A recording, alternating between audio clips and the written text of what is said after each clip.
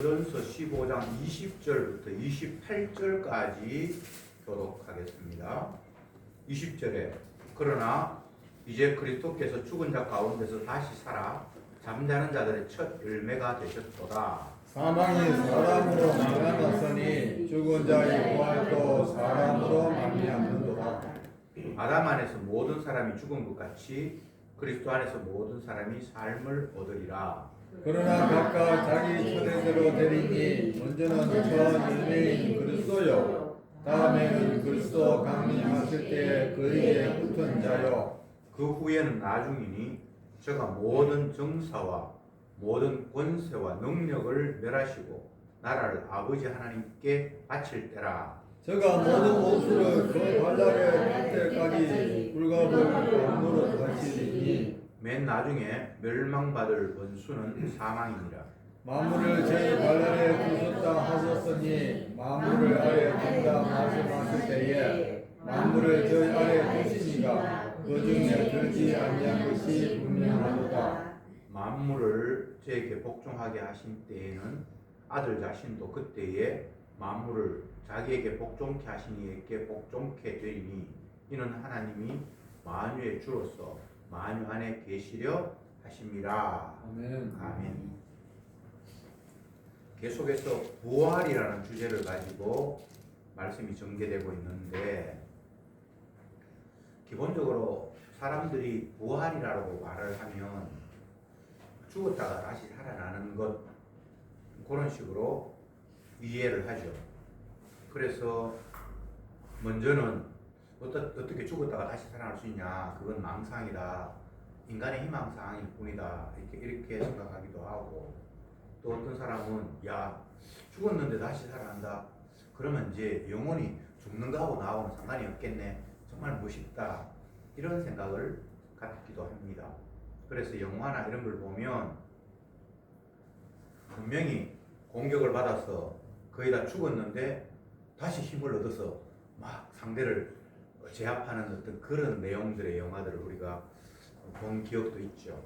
그게 다 인간들의 잘못된 부활 개념 때문에 빚어진 어떤 한 양상이다, 이렇게 이해하시면 될 것 같습니다. 20절 말씀에 그러나 이제 그리스도께서 죽은 자 가운데서 다시 살아 잠자는 자들의 첫 열매가 되셨도다. 주님이 죽었다가 다시 살아나심으로 말미암아 죽은 자들의 첫 열매가 되셨다, 이렇게 말씀하십니다. 첫 열매라는 것은 그 이후에 그런 열매들이 계속해서 맺힌다라는 거죠. 그러니까 예수님이 이 땅에 오셔서 몸을 가지고 오셨는데 그 몸이 죽고 난 이후에 부활을 하셨잖아요. 그러니까 그것은 많은 죽은 자들의 첫 열매로 다시 살아난 거라는 거죠. 그러니까 예수님의 부활은 많은 사람들의 부활할 것에 대한 첫 번째 어떤 출발점이었다, 그렇게 성경이 말을 하고 있습니다.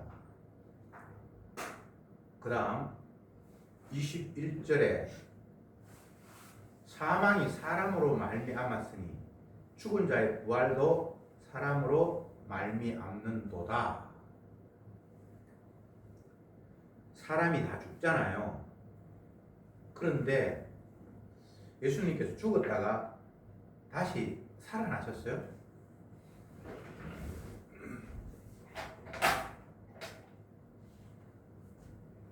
사망, 부활, 이 개념들이 성립되기 위해서는 우선 사람이라는 존재가 있어야 돼요. 사람이 죽었지. 근데 죽은 사람이 부활했어. 죽는 것이 사람의 모습이라면 사는 것도 또한 다시 살아나는 것도 사람으로 말미암아 된다. 그러니까 이 이야기 속에서는 사람을 하나님께서 죽는 존재 그리고 다시 살아나는 존재로 보여주기 위해서 사람이 있다라는 이런 이야기입니다. 우리가 우리 자신을 생각할 때에 가장 크게 오해하는 것 중에 하나가 나는 아직 숨쉬고 살아있네. 우리 아버지 우리 할아버지는 이미 돌아가셨어. 그렇지만 나는 살아있어. 이런 식으로 나를 규정을 하잖아요. 그런데 성경을 보면 그런 게 아니라 아담의 후손 모두는 죄로 말미암아 이미 죽은 존재로 간주를 하죠. 살아있는 사람도 죽었고 죽은 사람도 죽었고, 그래서 나를 생각할 때에 나보다 먼저 태어났다가 돌아가신 그 아버지나 할아버지를 생각하면서 그분은 돌아가셨고 나는 살아있다 이런 식으로 규정할 것이 아니라 하나님의 말씀을 근거로, 말씀을 하나님께서 천지 만물을 창조하셨으니까 그 말씀을 근거로 내가 살아있는 것이 아니에요. 왜? 선악과를 따먹었고 선악과를 따먹으면 정령 죽으라고 했으니까. 그러니까 나는 말씀에 의해서 숨은 쉰다고 하지만 성경적인 관점에서는 살아있는 존재가 아니라 죽은 존재예요. 그런데 그러면 뭐가 살아있는가? 하나님의 말씀이 여전히 살아있는 거예요. 선악과 따먹으면 죽으리라고 했던 그 말씀이 지금도 유효하게 생생하게 움직이고 있는 거예요. 이게 성경적인 관점에서의 살았다 죽었다를 이해하는 그런 모습입니다. 그러니까 저와 여러분들은 하나님의 말씀이 틀림없고 살아있다는 걸 보여주기 위해서 지금 끌려가고 있는 중이에요. 무슨 말인지 아시겠습니까? 그게 성경적인 개념이라고요. 근데 우리는 자꾸 성경을 가지고 말씀으로 천지 만물을 창조하시고 우리에게 말씀을 주신 그분의 말씀을 근거로 해서 이게 이렇다 저렇다라고 규정하지 않고 그냥 나를 보면서 내가 기준이 되어서 저 사람은 젊네, 저 사람은 늙었네, 저 사람은 죽었네, 나는 아직 살아있네. 그 판단 기준이 내가 되어 있어요. 이게 심각한 문제예요. 내가 자꾸 변하는데 내가 기준이 확실하지도 않은데 내가 기준이 되어서 옳다 아니다라고 이렇게 평가하는 그 자체가 이미 선악과 따먹어서 마귀의 밥이 된 상태의 모습이에요. 그러면 사람들이 또 이야기하죠. 그럼 자기가 중심이 아니면 누가 중심이 돼야 되는가? 내가 중심이 되는 그 자체가 이미 성경에서 어긋난 거예요. 말씀이 중심. 말씀으로 천지 만물을 창조하셨으니까 말씀으로 나를 있게 하신 분이 계시니까 그 말씀에 근거로 해서 이렇다 저렇다라고 이야기를 해야 그게 맞지.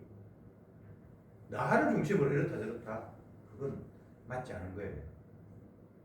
자, 다시 봅시다. 예수님이 죽었다가 살아나셨어요. 그건 무엇을 보여주기 위한 것인가? 죽은 자들의 첫 열매가 예수님 부활로 맺혔다는 걸 보여주기 위함이래요. 그러니까 예수님이 죽었다가 부활했다라는 것을 오늘 본문에 나타난 이런 말씀을 중심으로 바라보지 않으면 어떻게 됩니까? 와, 주님은 불로장생하는 분이네.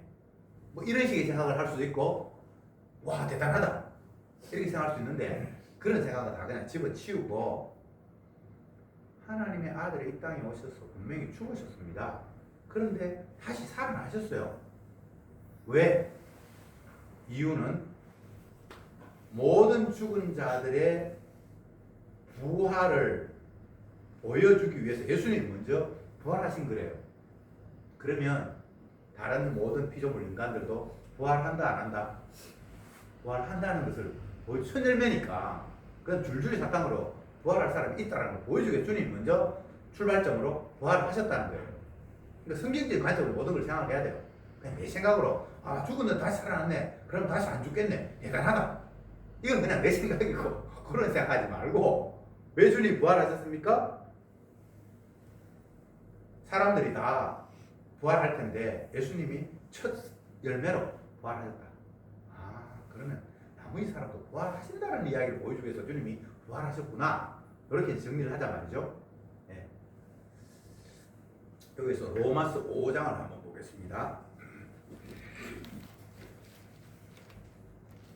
로마서 5장 19절입니다. 같이 한번 읽어볼까요? 시작. 한 사람의 순종치 아니함으로 많은 사람이 죄인 된 것 같이 한 사람의 순종함으로 많은 사람들이 의인이 되리라. 여기서 앞에서 한 사람, 순종치 않은 한 사람은 아담이고요. 두 번째 한 사람, 순종한 분은 예수님이에요. 그러니까 아담이 순종 안 해가지고 다 죽음으로 내몰아, 인간들 다 죽음으로 내몰아진 것처럼 예수님이 순종함으로 이제 생명으로 내몰아치는 일이 벌어질 거다.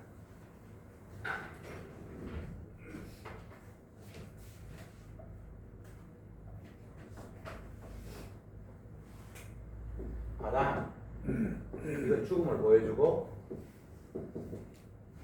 예수님은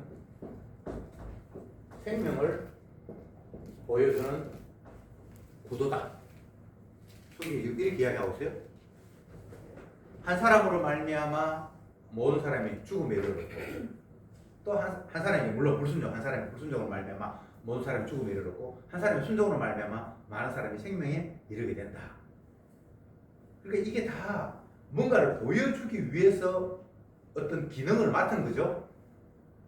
아담은 죽어야 된다는 걸 보여주는 것이고, 예수님은 생명이 바로 이런 것이라는 걸 보여주는 존재이고, 우리는 아담이잖아요. 죄로 말미암아 죽는다는 걸 보여주는 것이 우리의 기능이에요.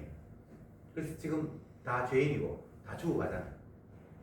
이거 외에 다른 걸 자꾸 내한테 걸치려고 하면 이건 하나님의 계획하시고 펼치신 하나님의 뜻과 다른 게 되고요. 거짓말이 되고요. 뭐 내가 왜 태어난지 그런까지는 모르겠지만 이왕 태어나는 거 멋있게 한번 살아봐야지. 이거는 우리를 이 땅에 보내신 분의 의도하고는 전혀 상관이 없는 이야기예요.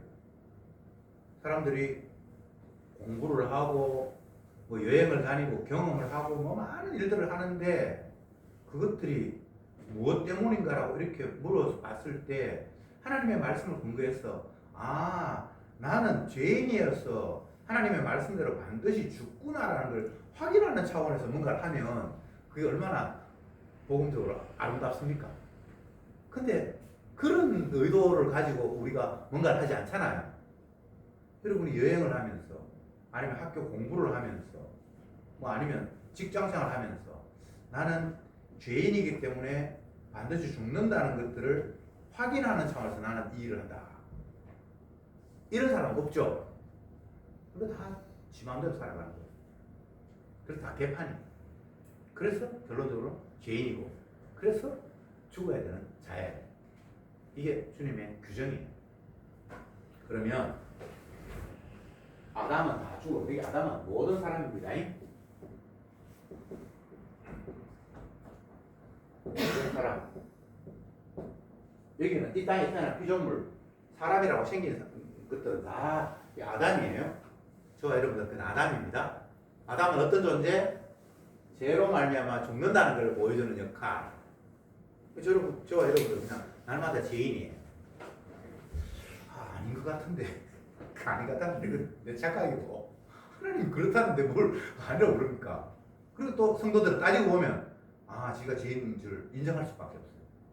뭐 생각하는 게 뭐 늘 뭐 그냥 지중심인데요.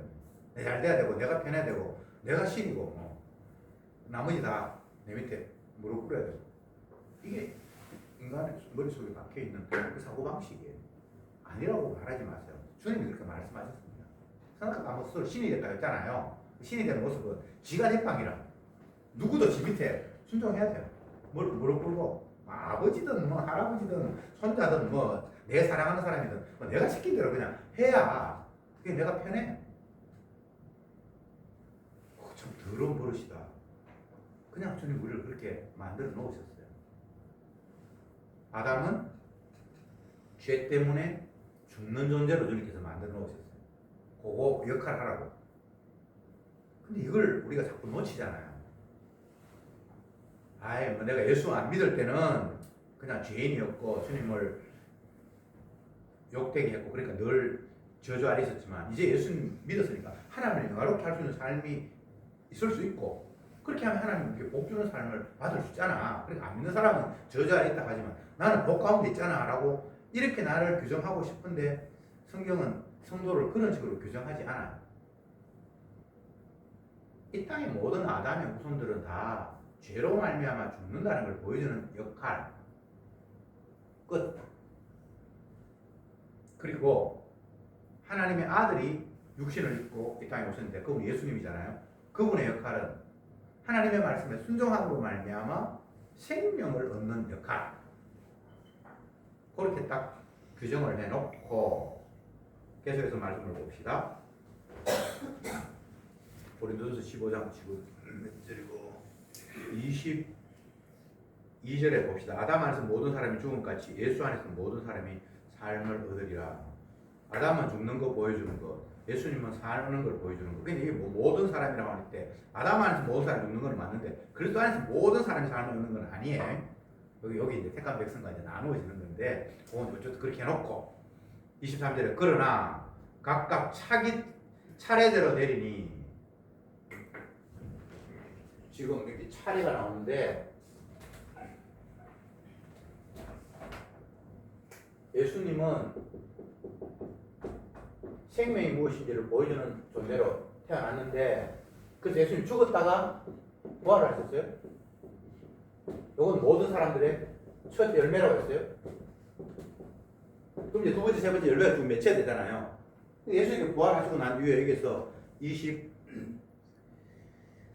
그러나 각각 그 차례대로 내리니 차례대로 부활하는 거예요. 첫 열매인 첫 열매 예수님께 요거는 예수님 첫 번째 부활.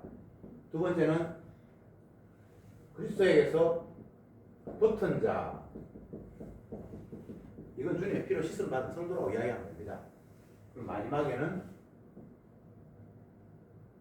저주받을 자. 이렇게 다 주님께서 부활시킨다는 거예요. 예수님 먼저 부활을 하셨어요.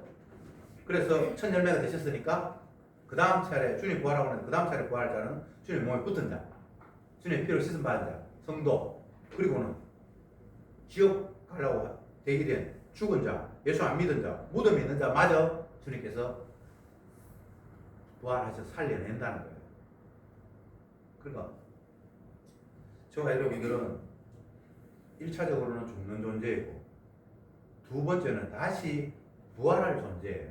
이게 성경의 규정입니다. 여러분들 믿더니 안 믿더니 그거하고 상관없고 하나님께서 그렇게 말씀을 하셨어요.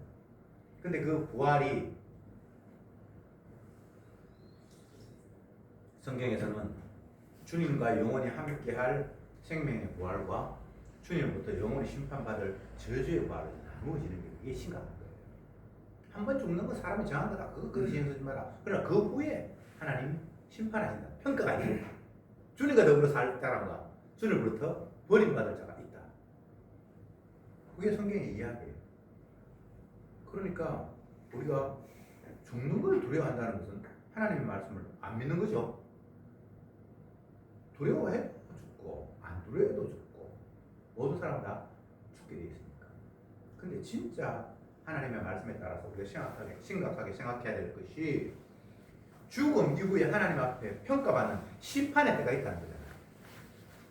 거기에서 그게 심판 하나님 평가를 할 때에 예수님의 피 너는 주님과 함께 또 피 없네 너는 영원한 저주 그렇게 나누어진다는 게 성경의 이야기예요. 바울은 그 이야기를 하고 싶어서 부활 이야기를 길게 하고 있는 겁니다.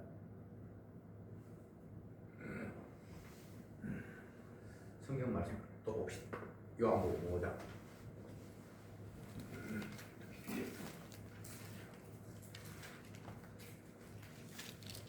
28절 29절까지 같이 한번 읽고 요한복음 5장 28절부터 29절까지 읽어보세요. 시작. 이를 끼지 말라. 무덤 속에 있는 자가 다 그의 음성을 들을 때가 오나니 선한 일을 행한 자는 생명의 부활로 악한 일을 행한 자는 심판의 부활로 나오리라.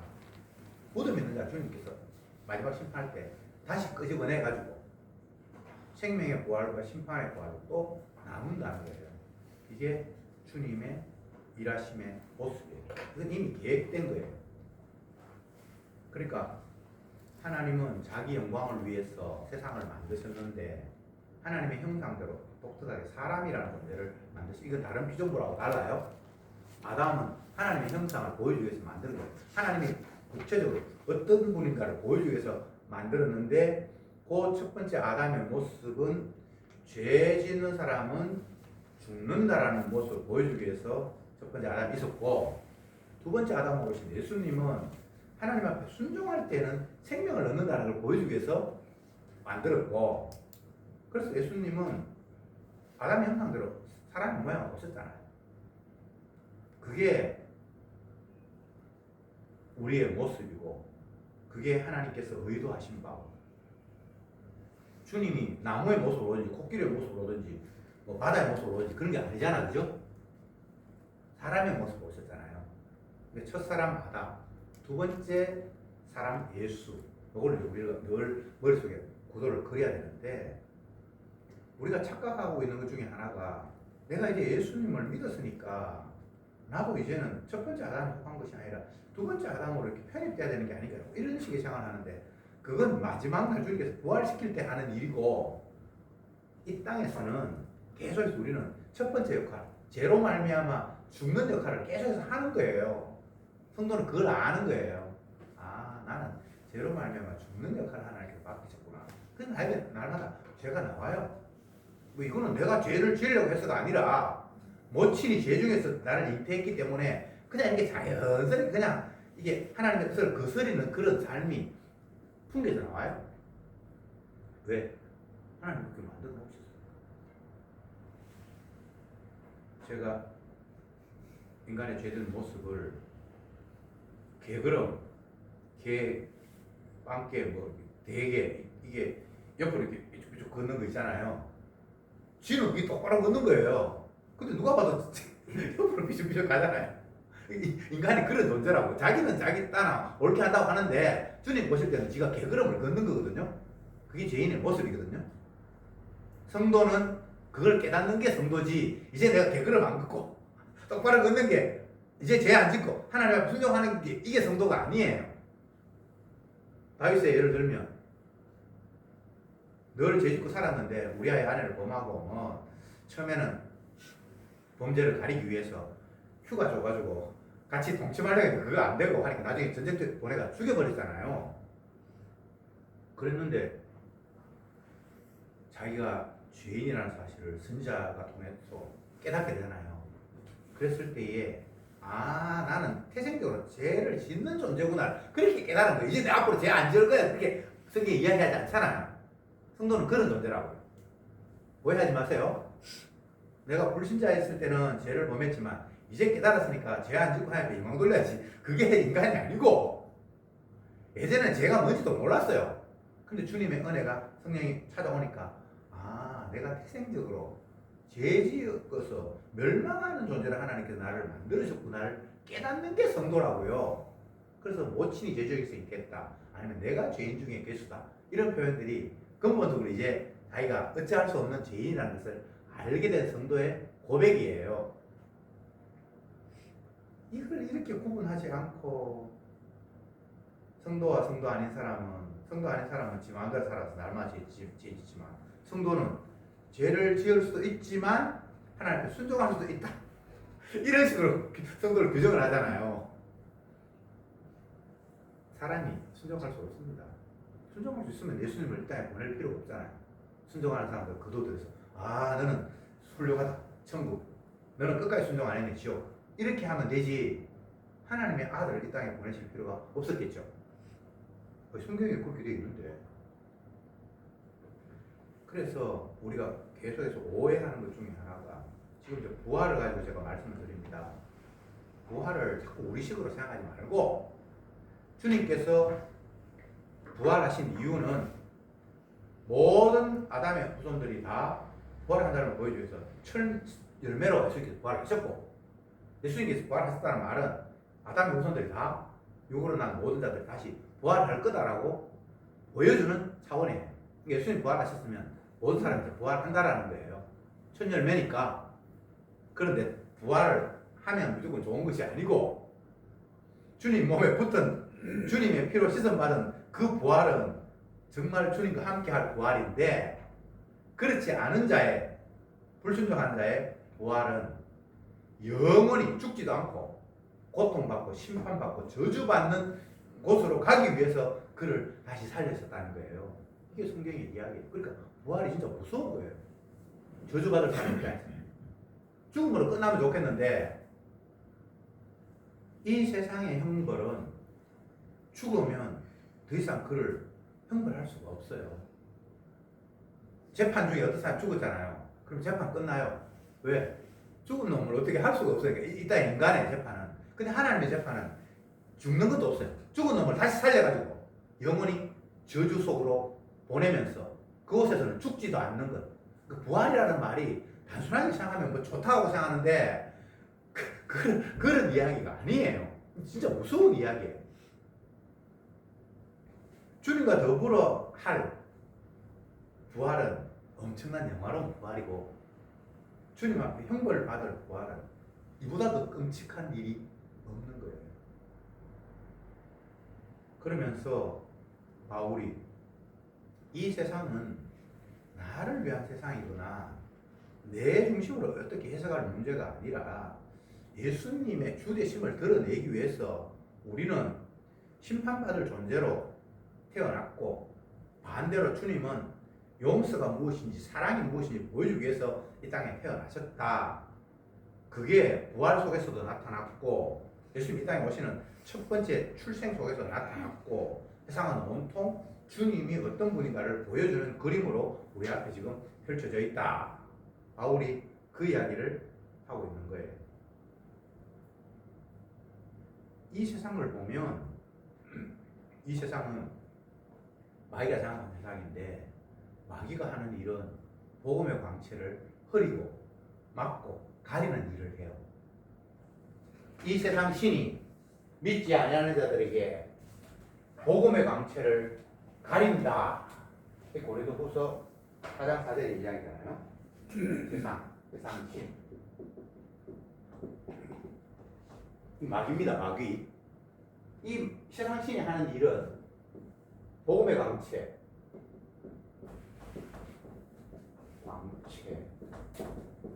이 십자가입니다. 가린다. 계속해서 예수님의 십자가의 공로가 의미 없도록 왜곡되도록 계속 마귀는 설치는 거예요. 이건 뭐 영원히 마지막 지옥 갈 때까지, 그 전까지 계속해서 이 역할을 하는 거예요. 기계적으로 하는 거예요. 우리는 세상을 보면서 세상이 이렇구나 저렇구나. 근데 그게 십자가와 상관이 없을 때는 마귀가 복음의 광채를 가리는 그 가림 속에 우리가 놓여 있는 거예요. 그렇게 정리하면 틀림이 없어요. 주님의 죽으심의 의미, 그분이 왜 이 세상에 주가 되시는지, 그걸 위해서 세상이 지금도 펼쳐지고 있는데 마귀는 예수님을 자꾸 가려요. 십자가 그 의미를 흐려요. 그러면 어떻게 됩니까? 십자가와 상관없는 의미가 이제 발생하겠죠. 이 세상의 모든 학문, 이론, 그게 다 복음의 광채를 가리는 것들이거든요. 예술, 철학, 문학, 과학, 그 어떤 학문이라도 인간의 생각에서 나온 거잖아요. 그건 복음의 광채를 가리려고 하는 작전이거든요. 이번 여름 수련회 때 이 목사님 그 수련회 하기 위해서 그 교재 올려놨는데 그걸 보면 창세기 이제 강의한다고 그렇게 이미 선언하셨고, 그게 보면 철학자들의 생각, 과학자들의 생각, 그러면서 마지막에는 성경은 이런 거 이렇게 이제 교재에 써놨잖아요. 거기 보면 과학이든 철학이든 그건 뭔가 인간의 관점에서 보면 뭐 대단한 것 같고 와 이렇게까지 깊이 생각했나 이런 생각이 드는데 결국은 십자가를 흐리게 하는 역할들이거든요. 그래서 우리가 이 세상을 살아가면서 늘 생각해야 할 것이 십자가가 선명히 보이지 않는 어떤 그런 상태에서는 내가 지금 복음의 광채를 가리는 마귀에게 완전히 옴팍 뒤집어 씌어 있구나, 그렇게 생각하면 됩니다. 어리석도다 갈라디아 사람들은 십자가가 너희 눈에 밝히 보이거든. 누가 너희를 꾀드냐? 누가 어리석은 사람입니까? 십자가를 보고도 그거를 인식하지 못하는 그게 어리석은 사람. 십자가가 있는데 주님이 대신 피 흘리셨는데, 주님이 대신 의를 이루셨는데, 그게 안 보이기 시작하면 내가 그 의를 이루려고 한다든지 엉뚱한 일이 이제 거기서부터 발생하는 거예요. 주님의 의가 있는데 내 의를 자꾸 드러내려고 나 잘했죠, 나 훌륭하죠, 나 이만한 사람이에요 라고 내 존재감을 과시하려고 하다든지, 이게 십자가가 지금 안 보이는 상태예요. 십자가 보이면 우리는 그 앞에 그냥 주님을 못 박아 죽인 죄인이잖아요. 그렇잖아요. 근데 그게 안 보이면 내가 우쭐댈 수 있는 어떤 그런 기회가 주어져요. 남들이 나를 칭찬하니까 가만히 생각해보니까 니보다는 내가 좀 나은 것 같아. 너는 게으르고 나태하고 정말 이기심을 피우는 그런 삶을 살았지만 나는 좀 손해도 보고 어떨 때는 내가 희생도 하고 나름대로 노력하면서 땀을 흘리면서 열심히 살았다. 이건 십자가 안 보이는 상태예요. 십자가 보이면 자기의 열심이 주님을 십자가 못 박는 일에 열심히 했어요. 사도 바울이 예수님을 알지 못할 때 열심히 뭔가 하나님을 위해서 했는데 그 결국 예수님 발로 차는 일이 되듯이. 그래서 항상 우리가 염두에 두어야 할 것은 이 세상은 온통 예수님의 주되심과 그분의 주되심은 십자가 죽으시고 부활한 것 때문에 주가 되셨잖아요. 그것이 우리에게 크게 꽉 보이지 않으면 복음의 광채를 가리는 마귀에게 내가 뒤집어 씌어 있어서 엉뚱한 곳으로 내가 빠져 있다. 이렇게 정리하시면 됩니다. 25절에 저가 모든 원수를 그 발 아래 둘 때까지 불과 불 왕노릇 하시리니 맨 나중에 멸망받을 원수는 사망이니라. 결국은 하나님께서 마귀를 패하게 하기 위해서 원수를 가두기 위해서 사망이라는 개념들을 주님이 사용하십니다.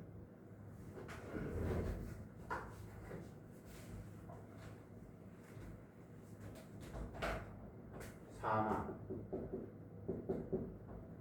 요거 글자 그대로 풀면 죽어서 망했다. 사람들은 사망을 이렇습니까? 어쨌든 사람들은 사망이라 그러면 인간에게 적용을 시키잖아요. 근데 주님은 마귀에게 적용을 시켜요. 인간에게 취급도 안 합니다.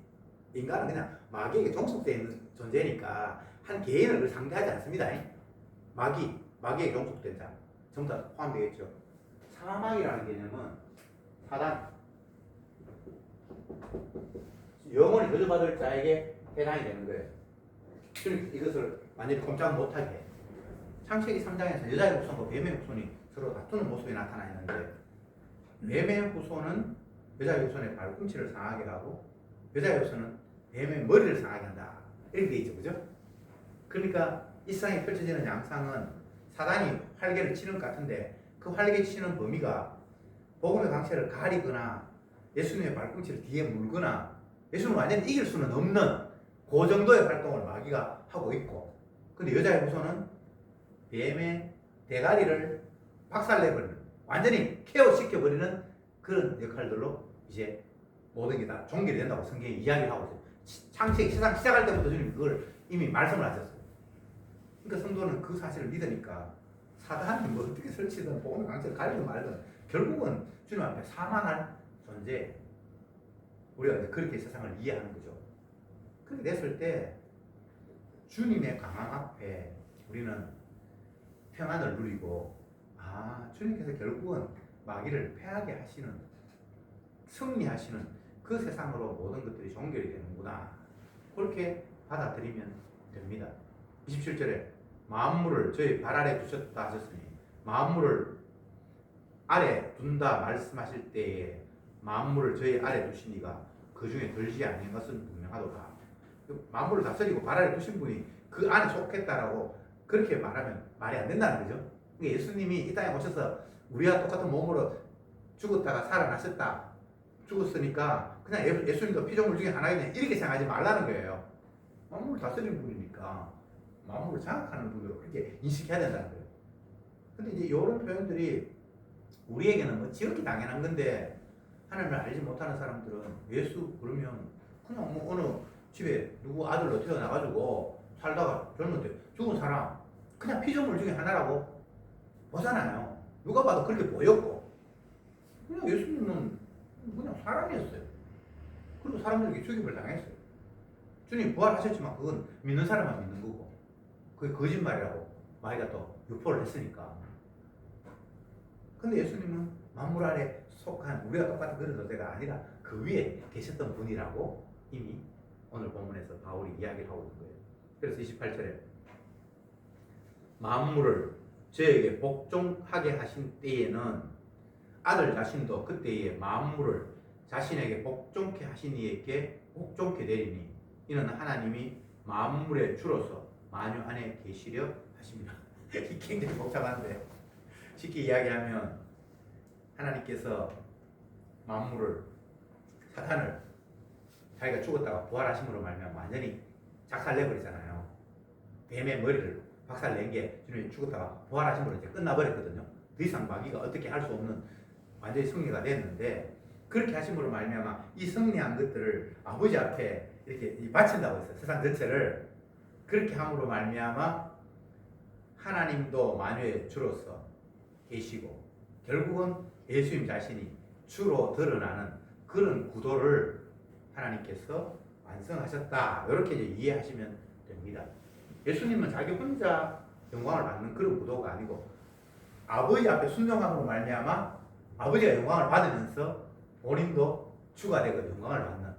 아버지 아들이 하나인데 굳이 이렇게 저렇게 따질 필요 있나? 어쨌든 구도가 그래요. 아버지가 아들 이 땅에 보내잖아요.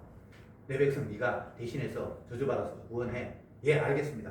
그렇게 해서 모든 일을 다 하고 난 이후에 아버지 뜻대로 했습니다라고 이 세상 전체를 바친다는 거예요. 그랬을 때 아버지가 영광을 받고 아들도 주의 자리로 완전히 들어선다. 이게 하나님이 계획하시고 뜻하신 주님의 세상의 다스림의 모습이다. 그러면 우리가 이런 구도 속에서 피조물이 나를 생각을 해야 되는데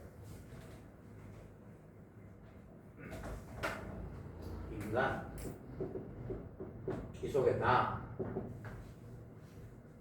하나님의 말씀의 구도 속에서의 인간은 우리는 하나님의 말씀에 불순종했기 때문에 죽을 수밖에 없습니다 라는 걸 보여주는 건데 그렇게 이해하지 않고 그냥 인간 더 정확하게 하면 나 하긴 내가 분명히 있는데 내가 있는 걸 부정하지는 못하겠는데 내가 있으니까 내가 있는데 문제가 없다고 하면 안 되잖아요. 그건 거짓말이잖아요.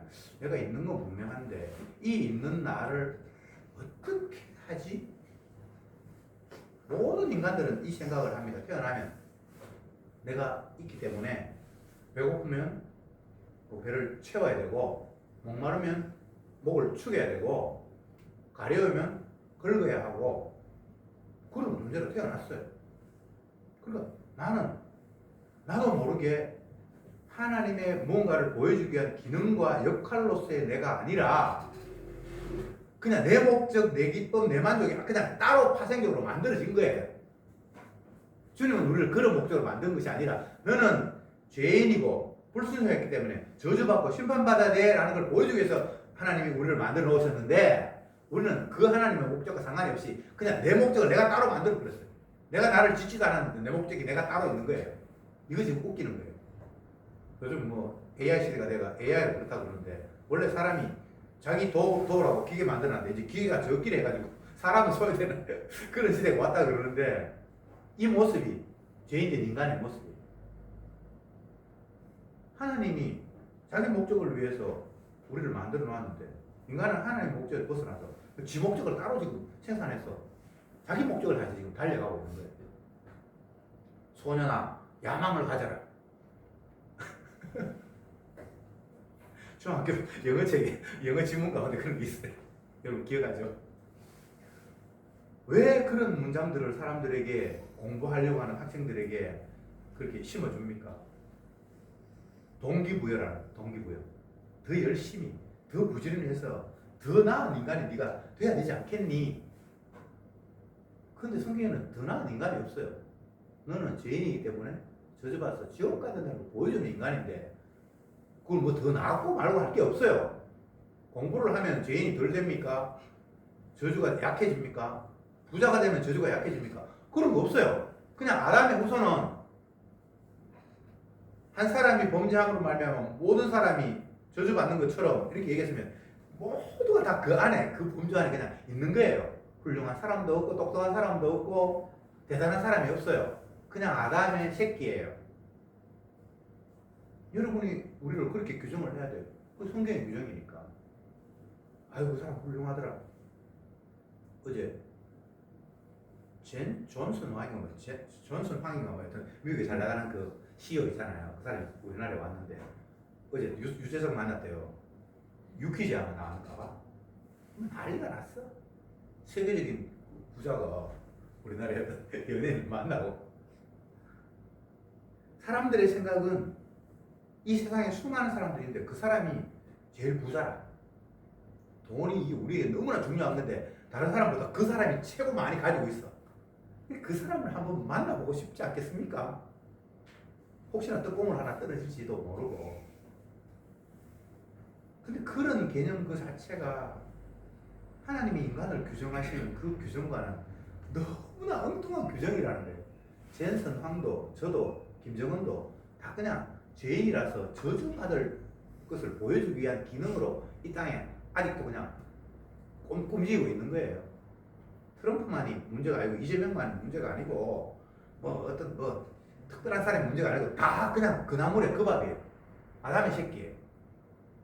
주님 그렇게 말씀하셨는데 만드는 분이 그렇게 말씀하셨는데 만들어진 자가 나는 저 사람하고 달라요.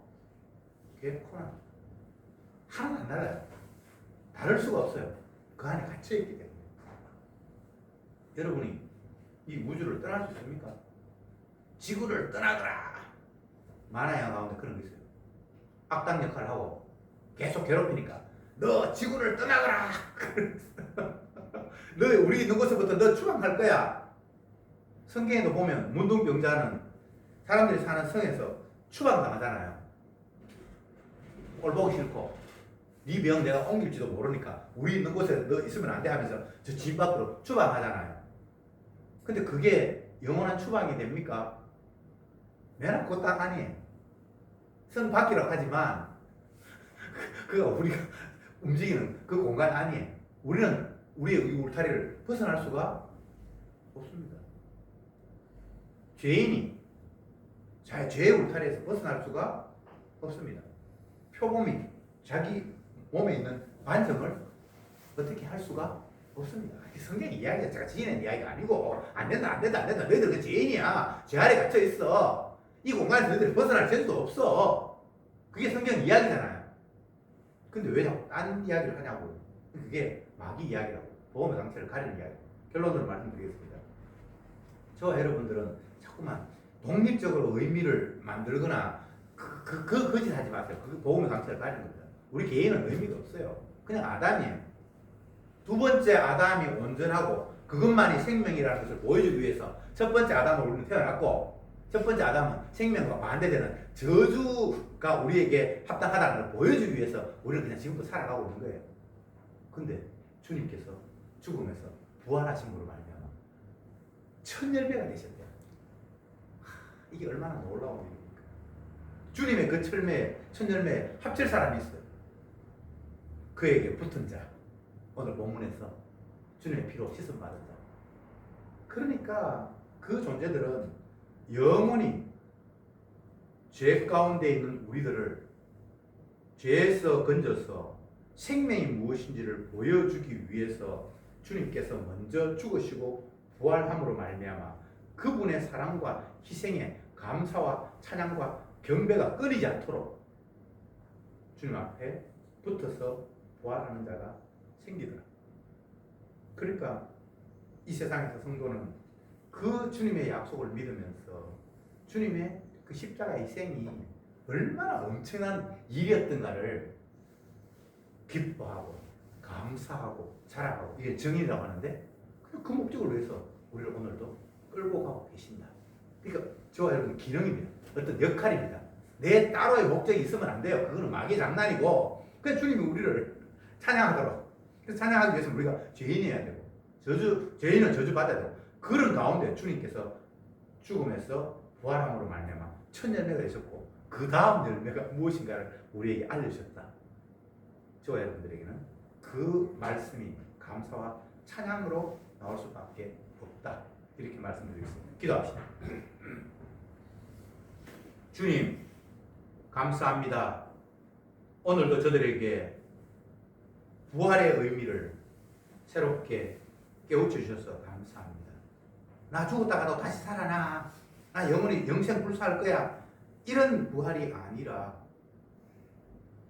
모든 사람이 죄로 말미암아 죽어야 하고, 그런데 예수님께서 죽음에서 다시 부활하심으로 말미암아 첫 열매가 되셨다고 말씀하셨고, 그 첫 열매는 두 번째 열매가 있다는 것을 우리에게 말씀하셨사오니 주여, 우리는 그 주님의 말씀만 믿으면서 주님의 십자가의 은혜가 얼마나 대단한 것인가를 기뻐하며 찬양하며 자랑하며 살게 하옵소서.